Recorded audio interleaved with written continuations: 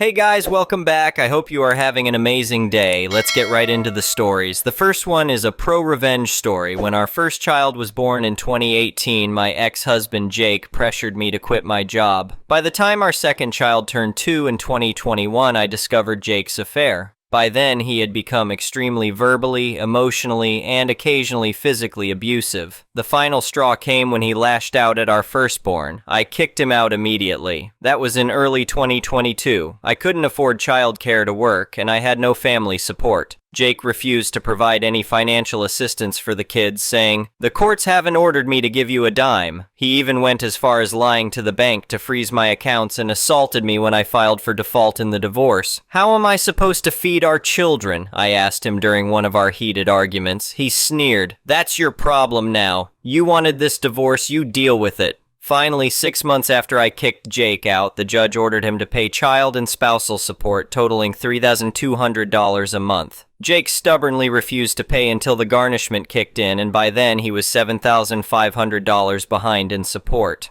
I used this as leverage to get permission to move away.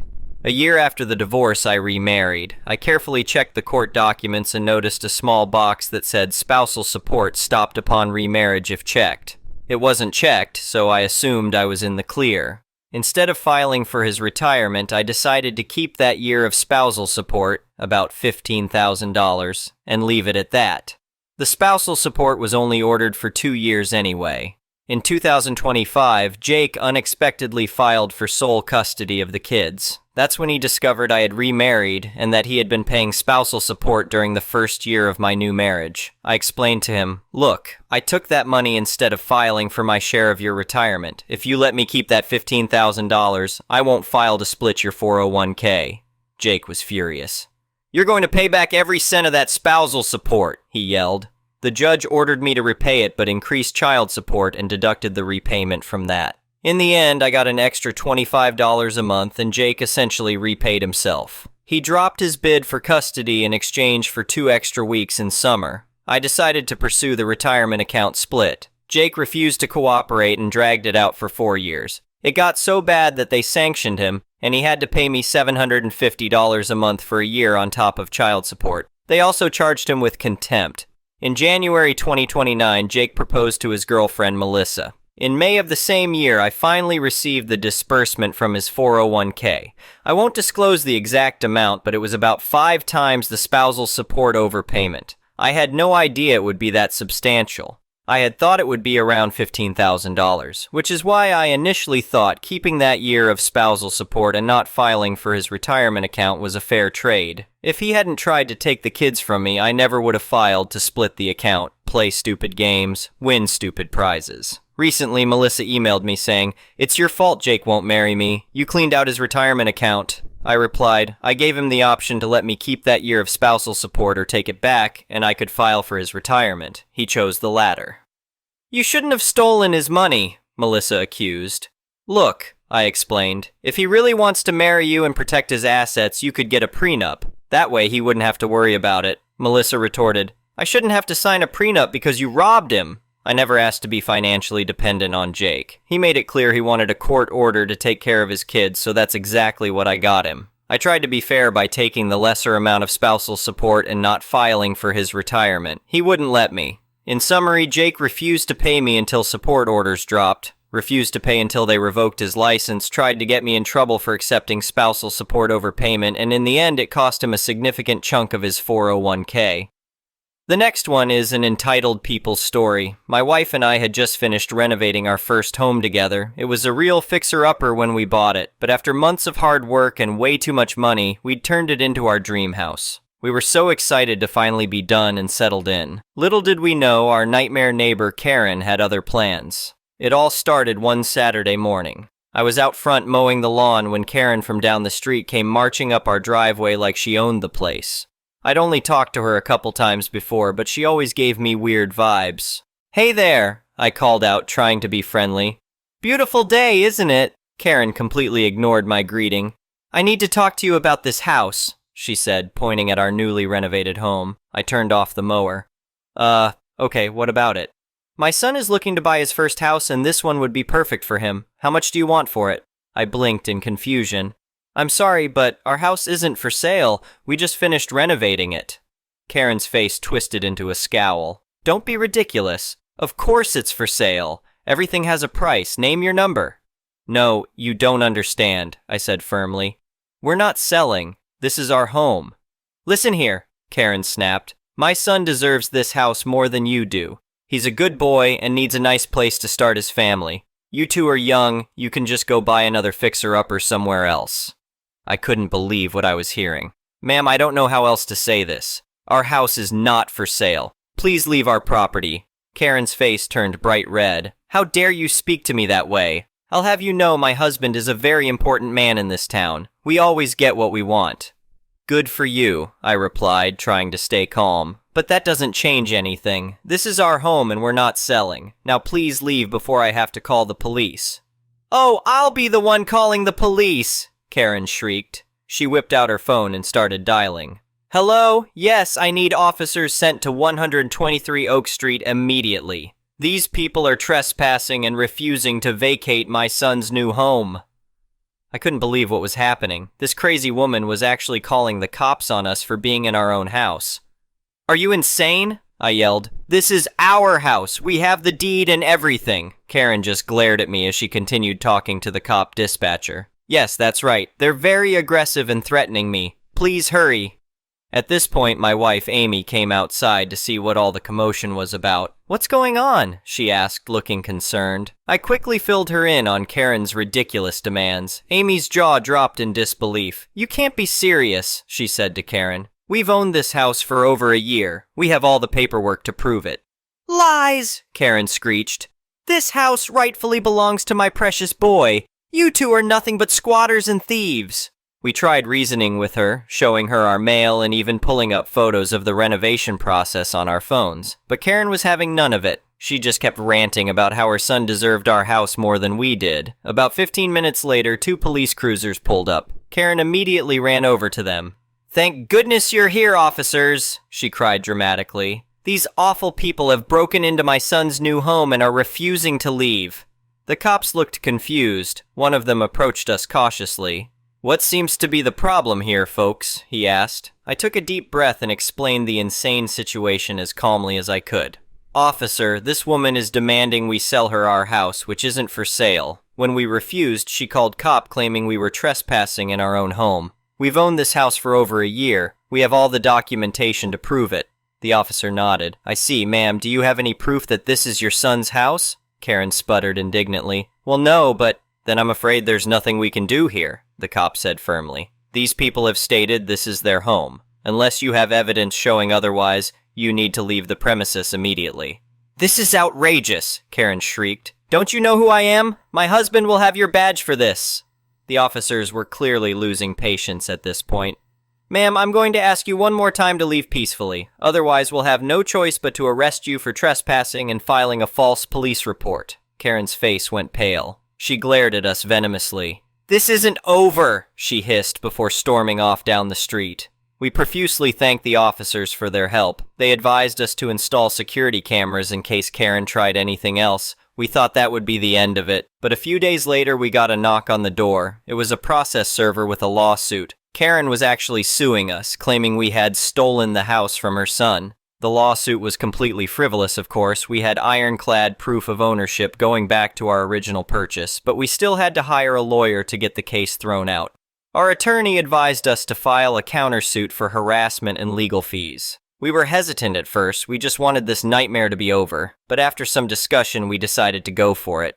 Karen needed to face consequences for her actions. The judge presiding over the case was not impressed with Karen's antics. He dismissed her lawsuit with prejudice and ordered her to pay all our legal fees. He also granted a restraining order barring Karen from coming within 500 feet of our property. To our shock, the judgment came to over $50,000 when all was said and done. Karen threw an absolute fit in the courtroom, screaming that it wasn't fair and that her husband would destroy the judge. She was promptly held in contempt and spent the night in jail. We later found out that Karen's husband wasn't nearly as important as she claimed. He was a mid-level manager at a local factory, not some big-shot CEO. Apparently, Karen had a long history of entitled behavior and inflated claims about her family's status. In the end, Karen and her husband had to take out a second mortgage to pay us. We used the money to install a top-of-the-line security system and build a privacy fence around our property. Karen still glares at us whenever we cross paths in the neighborhood, but she doesn't dare set foot on our property or speak to us directly. We love our home more than ever now. Every time I look at that fancy security system, I smile thinking about how Karen's crazy scheme backfired so spectacularly. It just goes to show, crime doesn't pay, especially when you're dealing with a delusional Karen. The next one is a petty revenge story. So I was backpacking around Asia and ate at one place all day. Not the cheapest, and it looked nice, so I thought I'd treat myself. Forward to the middle of the night, and I wake up choking on my vomit. I throw up more than I have ever done before. My whole body was convulsing. I was in and out of consciousness because I was fainting and shaking and sweating and crying. I also started crapping. This whole time I physically couldn't move because the vomiting was so intense my whole body spasmed. So I was puking into my mattress. I was also sharing a room with 6 other people. They were not pleased but couldn't do much to help.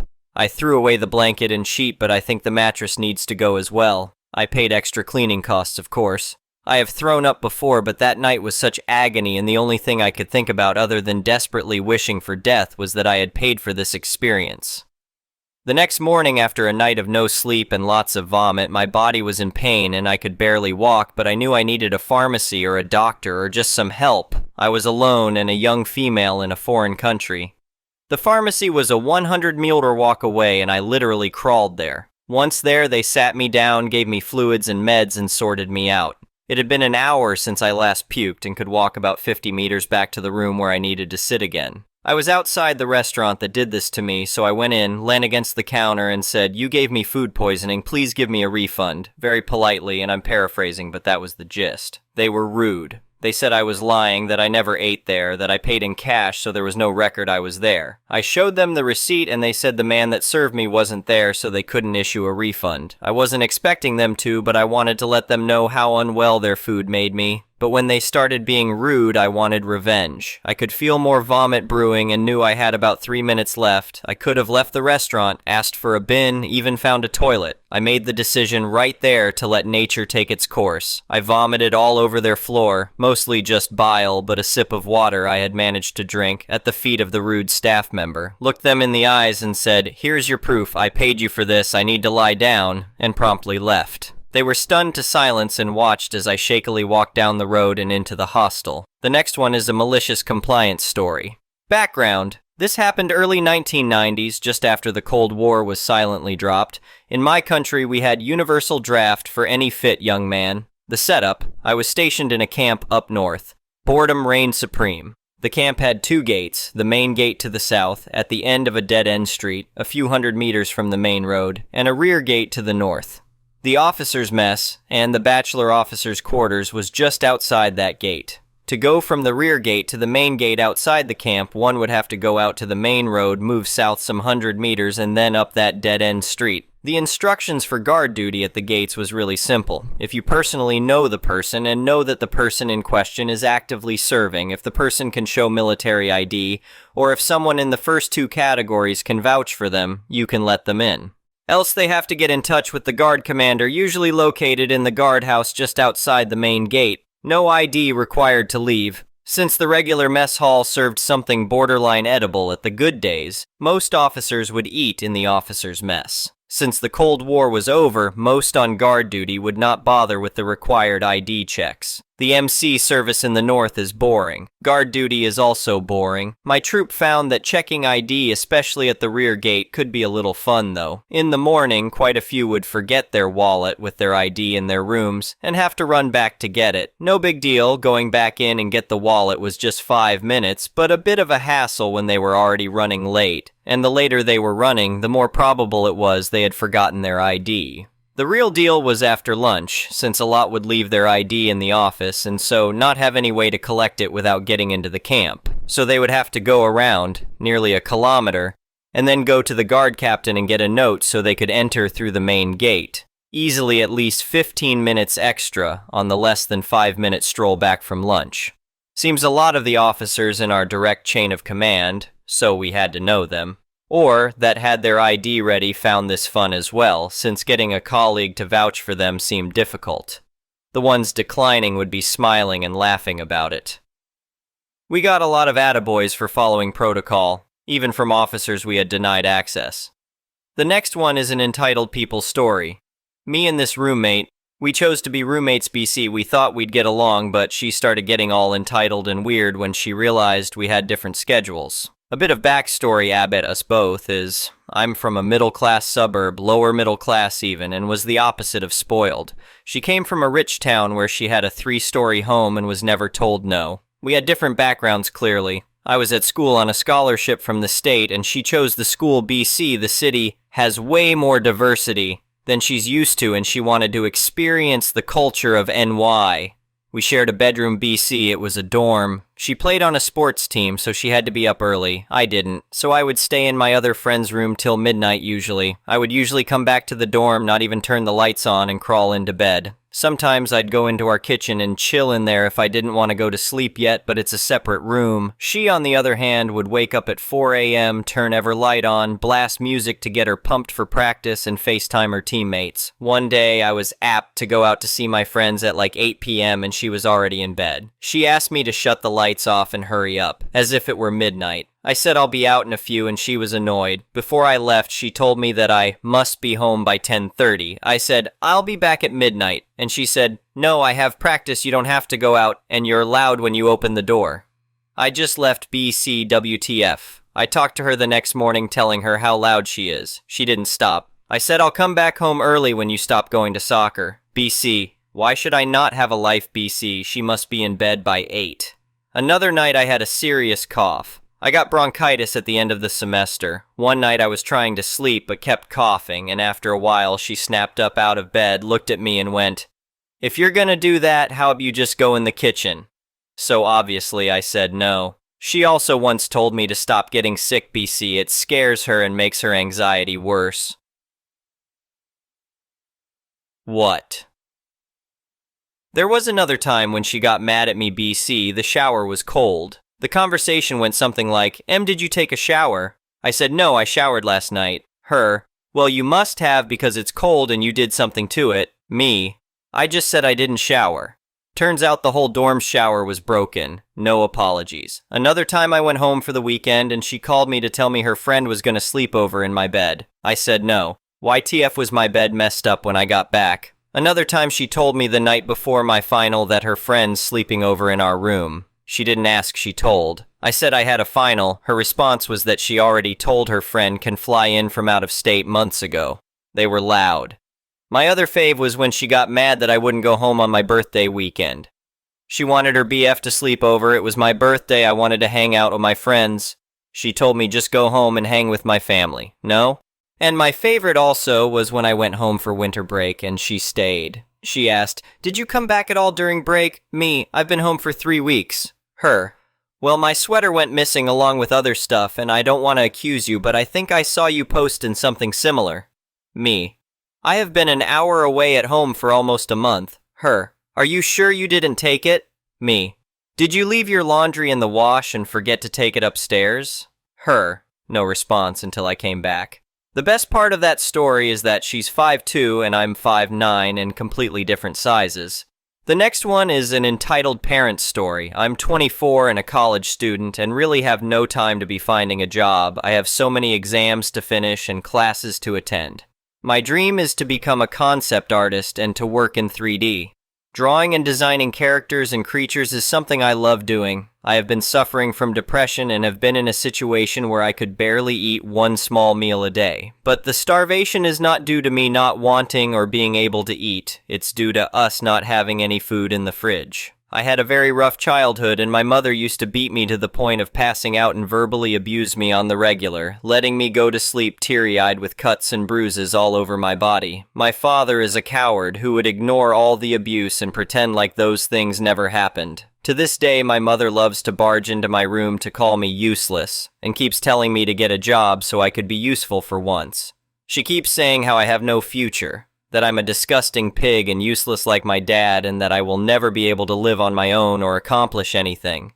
She quit her job 5 years ago to care for my sick grandparents. To be fair, she didn't do any work for almost 10 years prior to her quitting. I have no idea how her boss allowed that, but whatever. She said that she will find a job at some point in the future, but in reality, she doesn't really give a crap about jobs and helping the family out. She made up an excuse as to why she can't work, and it's supposedly due to her horrible agoraphobia. I know full well she does not have any condition that makes her terrified of going outside. Recently, her uncle took us to a restaurant full of people, and she seemed to have a good time.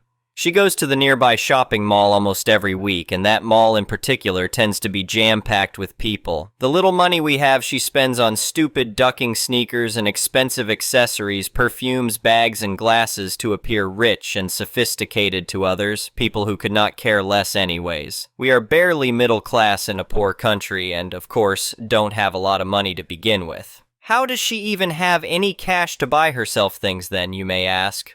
Well, after my grandparents died, she inherited some of the money and property they left her and her sister. I beg her almost daily to take her money and buy us some food because we are starving, but she keeps making up excuses to not do that and says things like, "Some other time, don't you worry." It pains me that I have to go to my boyfriend's to be able to have a full stomach. I am tired of the pain in my belly and I am severely underweight and have been for 24 years. My father has a job with a ridiculously low salary and he uses that money to pay the bills. The apartment my grandparents used to live in is rented out to some family friend. The rent money is then split in half. One half goes to my aunt and the other to my mother. Sometimes I do commissions and earn money to pay my phone bills, and that's the only time my mother sees me as useful and dares to ask me to give her the money I made. My dream is to finish college and to live together with my boyfriend, far from my parents. I want to cut ties with my mother and start living life. I have no idea what to do. I feel stuck. The constant pressure from my mother is enough to drive me insane at times. The first step is to, of course, finish college. I'm nearing my graduation, thankfully. But what then? Finding a job is next, obviously, but there is no amount of money you can earn from work that will make you financially stable here. Living in this country is not even living, it's more of a survival. I'm asking for help on how I should plan my future. Have you ever been in a similar situation? Please let me know what you did to save yourself from a life like this. Thank you for watching. I would really appreciate it if you could like the video and subscribe to our channel if you haven't already. We'll see you again tomorrow.